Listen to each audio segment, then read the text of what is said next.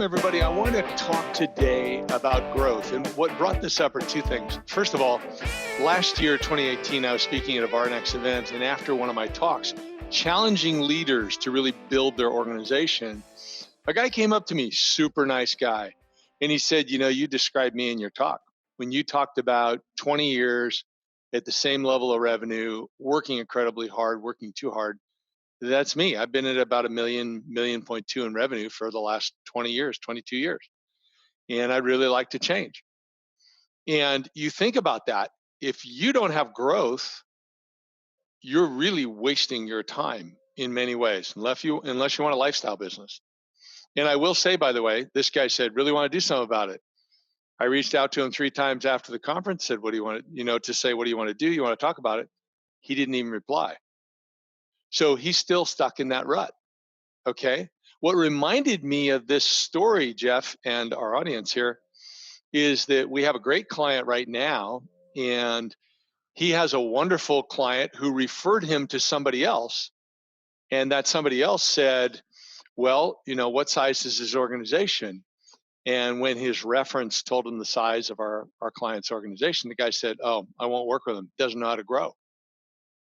Now, how many times have you lost business because you went to go pitch a new person in business, and they felt that your company couldn't keep up with them, wasn't growing strong enough, wasn't a strong enough organization? And we've gone through this ourselves at times. We haven't grown rapidly enough. So the challenge here is, well, how do you get that growth? How do you get out of that rut? Jeff, did I cover that enough as far as the point A, where you are today type of thing, stuck, no growth, or limited growth? Yeah. Were there other people that came up to you at that conference that had a similar story, or was this guy, sounds like he stood out? Actually, there were several more people that came up at the conference, but he stood out because it had been 20 years. Yeah, he actually said 20 years. Yeah, he actually did. Wow.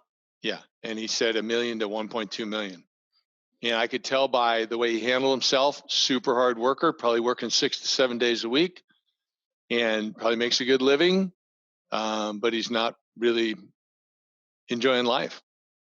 Yeah. So just working too hard. Do you have any, what's the example in contrast to that story? I'm sure there's plenty of other entrepreneurs and businesses that make the right decisions to grow. Do you have an example of that? We have some great clients who have implemented the things we teach in regards to people. So one of the key things I want to point out before I talk about my example is the way you get out of that rut is you have to be a better leader. And most of you are not taught how to do that. So you have to get your team all running in the same direction towards a vision and taking responsibility for making that happen. And you have to build the systems and processes in place for how you hire, manage, develop, and retain people. Those are the 4 management disciplines that we teach. And that's what you've got to do. So Rick Norberg over at Vertical 6, which when I went and worked with him years ago, he wasn't Vertical 6. It was another company name. It escapes me at the moment.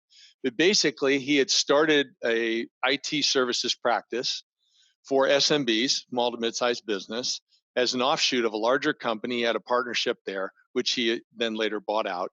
And he and his partner, Harry, ran this business. And they brought me in. They said, we really need some better people systems so we can do this better. And they were growing, but not rapidly. I can tell you right now, since we worked together, they tightened their people systems. They have been growing rapidly ever since. As a matter of fact, I don't even know what they're up to now. They may be close to $10 million or so, and it's only been a few years. The difference that they did was they looked at the business and they made hard decisions. First of all, they had to clean house a little bit, which I helped them do, and then put systems in place.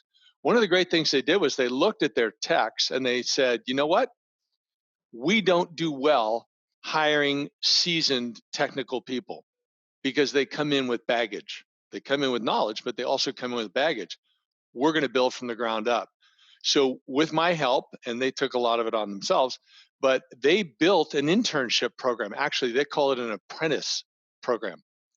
And so they are very aggressive in how they recruit from local universities. And they bring in 3 to 5 apprentices at a time. And they build these technical people from the ground up. They have excellent onboarding programs, training programs. Their managers do a good job.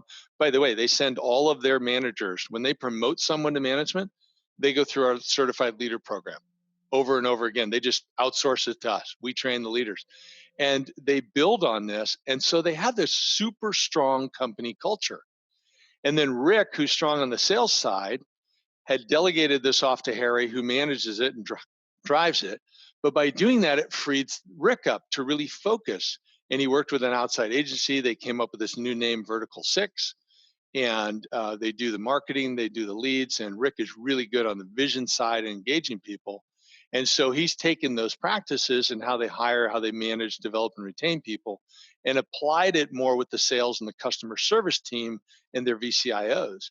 So they really engage people, and they're growing by leaps and bounds. And so the difference in the valuation of that company, think about valuation of the company. So Jeff, you may recall, I teach our clients, I want you within 3 years of working with me to be able to sell your company at a high valuation so you could retire if you wanted to. I'm not saying I want you to sell, but I don't want you to get in a crunch where you have to sell and you have to have a fire sale. I want you to sell at a top value. So we need to build the organization so you can do that. The difference in valuation with Rick's company, Vertical Six, since when I worked with them and what they've taken and implemented since that time, which is 3 years, 5 years, I guarantee you is an increase of $5 to $10 million in valuation. Now, where would you like to be? Would you like to be the guy we brought up before, who's stuck at $1 to $1.2 million for 20 years, and he's probably going to get a valuation of maybe $1 million on that company, maybe less, okay?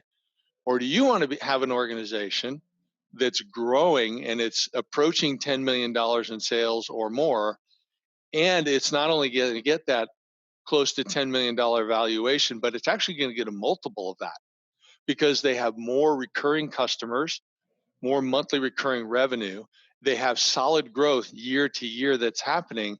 And an investor or an acquirer is going to look at it and say, oh, we need to get this because when we combine it with what we got, we can take their 20, 30% growth, 50% growth, whatever it is, and we can double it or triple it when we add what we have to add to it. And it's huge, and you're going to profit much more. But if you don't do that, if you don't make the hard decisions, then you don't have that opportunity. You're stuck. So what's the biggest difference between the business that was stuck at 1.2 million and this example you gave of Vertical Six and their growth? Leadership. And leadership in regards to how you're leading people. So most leaders are good at doing stuff. You're a great tech, you do great technical work. You're a great sales guy, you do great sales work, whatever it might be. Okay? What you're not trained in how you fully engage your team and get your team moving in the same direction. That's what you have to do. People drive an organization. A leader can be a catalyst and needs to be an ongoing catalyst, inspiration, role model. But a leader cannot grow an organization beyond a certain point. You only have so much capacity. You can't do it. You have to know how to build the team, manage the team, and develop the team so you can scale. That's the difference between the two.